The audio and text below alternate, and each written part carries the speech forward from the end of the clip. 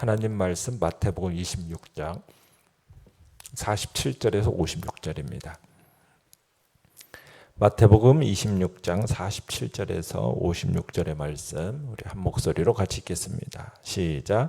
말씀하실 때에 12 중에 하나인 유다가 왔는데 대제사장들과 백성의 장로들에게서 파송된 큰 무리가 칼과 몽치를 가지고 그와 함께하였더라.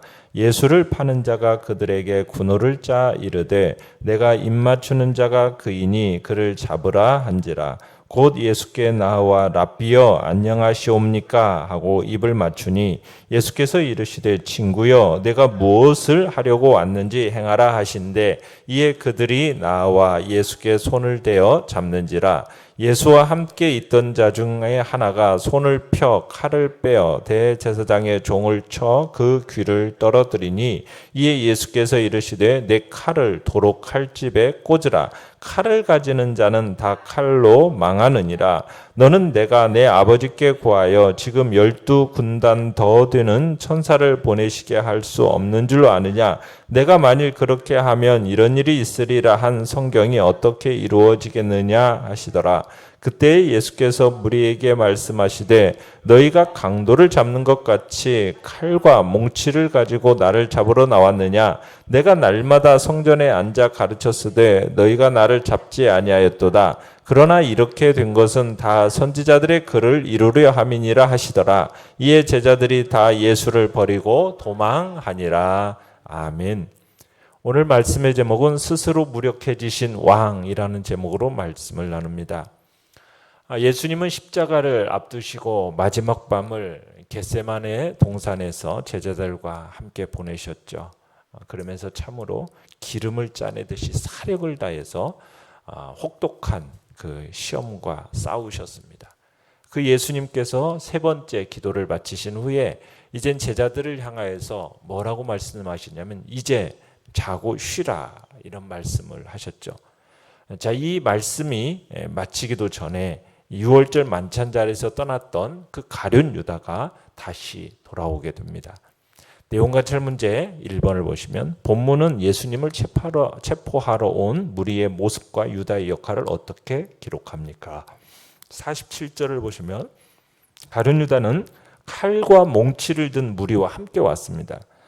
가룟 유다가 돈을 받고서 예수님을 넘겨주기로 약속한 다음에 저들과 군호를 짰어요.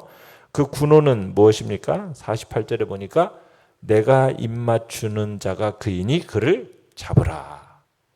그러니까 스승에 대한 존경과 사랑을 표현하는 그 입맞춤의 인사를 이제는 더러운 배신을 감추고 배후를 치는 그 간교한 수단으로 삼은 겁니다. 유다가 예수님께 나와서 인사를 합니다. 랍비여 안녕하시옵니까? 그렇게 입맞춥니다. 예수님께서는 가룟 유다를 향해서 뭐라고 말씀하십니까? 친구여 네가 무엇을 하려고 왔는지 행해라. 네가 여기에 온 목적대로 행하라는 거죠. 네가 여기에 온 까닭이 있으니까 속히 네가 뜻하고 계획한 그 일을 시행하라 하신 겁니다. 자, 유다의 인사 그리고 예수님의 대답 이렇게 신분이 밝혀지니까 즉시 군병들이 예수님을 체포하게 됩니다. 내용관찰 문제 2번입니다. 예수님이 저항하지 않고 순순히 잡히시는 이유는 무엇입니까? 54절을 보시면 이런 말씀합니다. 내가 만일 그렇게 하면 이런 일이 있으리라 한 성경이 어떻게 이루어지겠느냐. 또 56절에도 보시면 그러나 이렇게 된 것은 다 선지자들의 글을 이루려 함이니라. 자, 하나님께서는 부패한 성품을 따라 범죄한 죄인을 영원히 멸망하게 하심으로써 죄의 문제를 처리하려고 하지 않으셨어요. 대신에 죄를 멸하시되 죄인을 구원하고자 하셨습니다. 그러니까 죄악을 처리하면서도 죄인을 살리기 위해서는 어떤 일이 있어야 되는 겁니까? 예수님께서 십자가에서 죽으시는 그 길, 이 한 길 이외에는 다른 길이 없다라는 거. 그것 때문에 예수님은 저항하지 않고 순순히 잡히신 거예요. 그러니까 하나님께서 이 땅에서 죄악을 멸하시되 죄인을 구원하여 살리고자 하시는 그 은혜로운 뜻을 선지자들을 통해서 알리고 약속하신 것이 이루어지기 위해서는 지금 이렇게 될 수밖에 없다라는 거죠. 그래서 예수님은 스스로 저항하지 않으시고 순순히 잡혀서 이제 가신다는 얘기입니다. 연구와 묵상 문제 3번입니다. 예수님을 잡기 위해 몰려든 무리를 대하는 제자들의 태도와 예수님의 태도를 비교해 봅시다. 자, 예수님께서 체포되는 순간 함께했던 제자들이 어떻게 합니까? 본능적으로 나섭니다. 뭐라고 하면서 나섰냐면, 본문에는 없지만 다른 복음서에서는 주여 우리가 칼로 저들을 치리까 이렇게 외쳐요. 그러면서 그들 중에 성품이 곱고 또 마음이 곧바로 행동으로 이어지는 제자가 있었죠. 그 누구입니까? 베드로입니다. 베드로가 즉각 칼을 휘둘러서 대제사장의 종, 요한복음 18장 10절에서는 그 이름이 말고라고 나오는데 말고의 귀를 베어버립니다. 선생과 주이신 예수님께서 체포당하시는 모습을 보고서 제자들이 그냥 결코 비겁하게 뒤로 물러서지 않았다는 얘기입니다. 가만히 있지 않았어요. 많은 군병들 앞에서 어떻게 보면요, 담대하게 주님을 위해서 죽을 결심을 하고 지금 선생을 보호하고 구하려고 하고 있는 것입니다. 지금 죽는 데까지 함께 가겠다라는 그들의 결심을 지금 피력하면서 지금 베드로는 약속한 대로 자기가 죽음을 무릅쓰고 칼을 빼어들어서 휘둘렀던 거예요. 그러니까 제자들은 지금 위급한 순간에 용감했었던 겁니다. 선생님에 대한 어떤 의리를 저버리지 않았던 거예요. 그러면서 상황이 위급하게 되니까 미리 준비되어졌던 이 칼이라도 빼어서 이를 막아야겠다, 이런 마음으로 나섰다는 겁니다. 어떻게 보면 참 제자로서 당연한 일이었죠. 자, 그런데 예수님께서는 정말 이런 제자들의 충정에 대해서 예수님의 보이신 반응이 놀란 거예요. 왜냐하면 52절에 뭐라고 예수님이 말씀을 하십니까?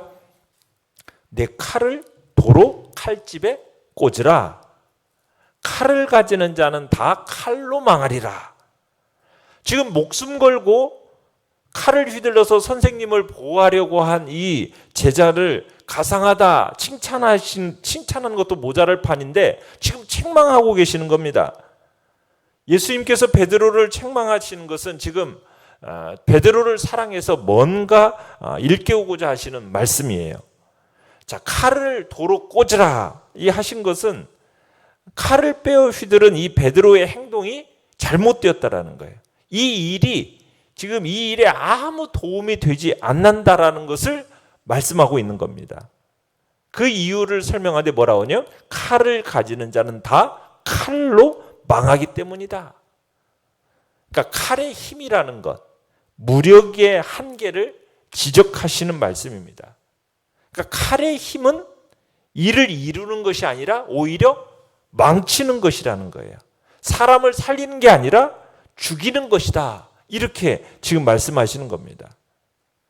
자, 예수님께서 눈앞에 지금 체포되어서 끌려가시는 이 충격적인 일을 보고서 지금 필사적으로 이를 막으려는 제자들에게 예수님께서는 니들이 지금 취하는 이 행동이 아무 도움이 되지 않는다, 지금 이렇게 알리신 다음에 더 이제 지금 일어나는 일 속에 감추어진 깊은 뜻을 알려주시는데 53절에서 이렇게 얘기하죠. 너는 내가 내 아버지께 구하여 지금 12군단 더 되는 천사를 보내시게 할 수 없는 줄로 아느냐. 자, 예수님께서 저들에게 체포되시는 것이 힘이 없어서 잡히시는 게 아니라는 말씀입니다. 예수님께서는 이 땅에 속한 칼의 힘의 정도가 아니라 하늘의 그 신령한 능력으로서 악을 심판해서 멸하실 권세와 능력이 있다라는 것을 지금 알리고 계시는 거예요.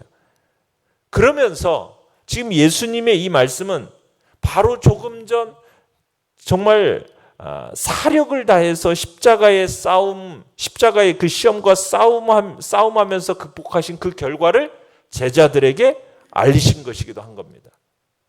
죄를 멸하여 제거하시고 그리고 죄인을 구원하여 살리시려는 그 아버지의 뜻을 이루기 위해서는 이 일밖에는 다른 길이 없는 거예요. 어떤 일이요? 십자가의 죽음 이외에는 다른 길이 없음을 아시고서는 지금 이러한 아버지의 뜻에 자기 자신을 지금 맡기시는 순종을 담고 있는 겁니다. 이런 권세와 능력, 이걸 가지고 있으면서도 내가 왜 그렇게 하지 않고 스스로 체포되어서 나 자신을 왜 죽음에 내어주시는가?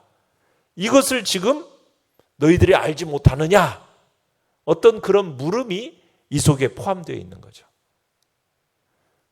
옛적부터 하나님께서 거룩한 선지자들을 통해서 미리 약속하신 대로 아버지의 뜻을 따라서 자기를 내어주시는 예수님. 그분 앞에서 결국 56절에 보면 제자들은 다 어떻게 됩니까? 아무 할 일이 없었어요.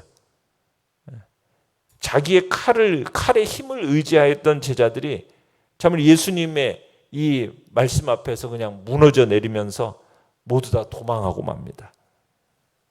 예수님께서 그처럼 오랫동안 경계하고 가르치셨지만 저들은 어떻게 보면은 겟세마네 동산에서 아무 준비가 없었어요. 그죠? 주님이 시험에 들지 않도록 깨어 기도하라고 하셨지만 그들은 깨어 기도하지 못하고 준비하지 못하다가 결국 시험을 맞아서 결국 소수무책으로 무너지고 말게 된 겁니다. 그리고는 다 도망하게 되죠.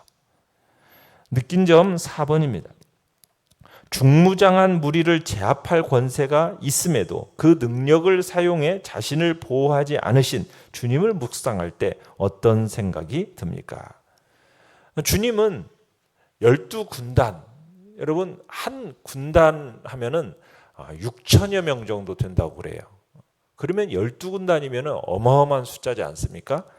그러니까 수만 수천의 그 천사들을 동원해 가지고 자기를 포박하려 온 자들을 어떻게 할 수 있는 겁니까? 다 멸하실 수가 있는 거예요. 유대에 주둔하고 있는 로마 군사들까지도 싹쓸이 할 수 있어요. 우리가 천사 하나의 능력이 어느 정도인지를 우리는 구약성경 히스기야 시대 때 볼 수 있어요. 아수르 대군 18만 5천 명이 여러분 천사 하나가 내려오니까 어떻게 돼요? 그 자리에서 하룻밤에 싹쓸이 당하거든요. 18만 5천 명이. 그 정도로 전멸시킬 정도의 능력이 천사 하나의 능력입니다. 그러면은 여러분 12군단 되는 이 천사라는 것은 어마어마한 힘이란 얘기입니다. 그럼에도 주님께서는 순순히 포박당하셨다라는 거예요. 왜 그랬겠어요? 바로 인류 구속을 위한 대사명 때문입니다. 온 인류에게 복음의 생명의 복음을 전해주시기 위해서 주님은 스스로 결박을 당하신 거예요. 우리는 대적들에게 잡히시면서도 오직 하나님 아버지의 뜻만을 중시하시는 그 예수님의 모습을 보게 되는 거죠. 예수님은 죽은 자도 살리시고 바다의 광풍도 다스리시는 그런 분이세요. 힘이 없어서 잡히시는 게 아니란 얘기입니다. 오직 하나님 아버지의 그 섭리와 그가 그로부터 받으신 그 사명, 그것을 이루고자 스스로 잡히신 거죠. 우리는 이러한 예수 그리스도의 삶의 초점을 본받아야 하는 것입니다. 우리 성도들은 궁극적으로 맞춰야 할 신앙적인 삶의 초점이 무엇이겠습니까? 예수 그리스도를 통하여서 참으로 말씀하신 그 하나님의 구원의 진리, 우리가 이것을 깨달아 알아야 되는 거죠. 우리에게 영생을 주시려고 예수 그리스도는 십자가를 바라보고 그 십자가를 향하여 전진하셨던 겁니다. 우리도 마찬가지로 주님이 이루어 놓으신 그 영생의 은혜를 내 삶의 표대로 정하고 그 표대를 향하여 우리는 한 걸음 한 걸음 나아가야 되는 거죠. 우리의 뜻과 욕심, 이게 우리의 삶의 목표가 아니라 우리는 하나님의 뜻이 무엇인가, 그리고 그 뜻에 나를 온전히 내어 맡기는 그 모습이 우리가 이 땅을 살아가는 삶의 방식이고 주님이 우리에게 가르쳐 주시는 본임을 보게 되는 것입니다. 결단과 적용 5번입니다. 나 같은 죄인을 사랑하여 구원하시고자 스스로 무력해지신 만군의 주님 앞에 엎드려 경배하며 감사하는 기도를 드립시다. 나의 힘과 권리를 어떻게 사용하고 있는지 돌아봅시다. 말씀에 순종하기 위해 기꺼이 나의 힘과 권리를 포기해야 할 때는 언제입니까? 주님 앞에 잠으로 묵상하면서 또 마음에 결단하시고 적용하시기 바랍니다. 오늘의 기도 같이 읽겠습니다. 시작. 하나님의 말씀이 제 삶에 이루어지도록 날마다 어깨에 힘을 빼고 순종의 제사를 드리게 하소서. 아멘. 말씀을 생각하면서 기도하시고요. 연약한 우리의 지체들을 위해서 기도해 주시며 주께서 긍휼과 자비를 베푸셔서 이 코로나 시대 속에서 우리를 지켜 보호하여 달라고, 또 주께서 또 우리의 대면하며 예배드리고 교제하는 날이 속해 올 수 있는 복된 날을 놓고 기도해 주시기 바랍니다. 주여, 우리 세 번 부르짖으면